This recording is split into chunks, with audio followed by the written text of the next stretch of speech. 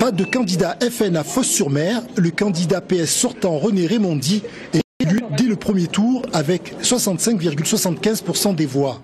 À Istres, ballottage favorable pour François Bernardini, le FN se place juste derrière, devant le candidat UMP. Et on ne peut pas quand même être totalement content, puisqu'on espérait quand même mieux. Soirée électorale sous tension à Aix-en-Provence.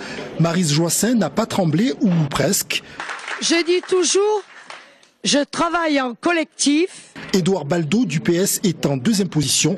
Les candidats udéistes et frontistes se maintiennent. Il aura manqué quelques voix seulement à Michel Isnard, candidat UMP, pour être élu dès le premier tour à Salon de Provence. Michel Thonon, du parti Divers Gauche, l'affrontera au deuxième tour. À Aubagne, les militants de la liste Arc-en-Ciel menés par le maire sortant, Daniel Fontaine, y ont cru jusqu'au bout. Mais voilà, c'était sans compter sur la percée du Front National dans la ville du Santon. Une forte inquiétude de voir une progression aussi spectaculaire du Front National.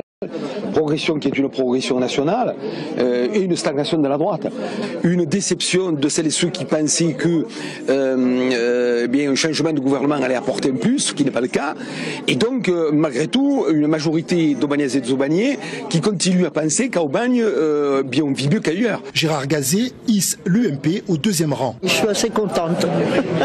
Ça veut tout dire. Des sourires et des déceptions ont donc animé la soirée électorale des municipales. La bataille est loin d'être finie. Les militants s'activent car le deuxième tour réserve parfois bien des surprises.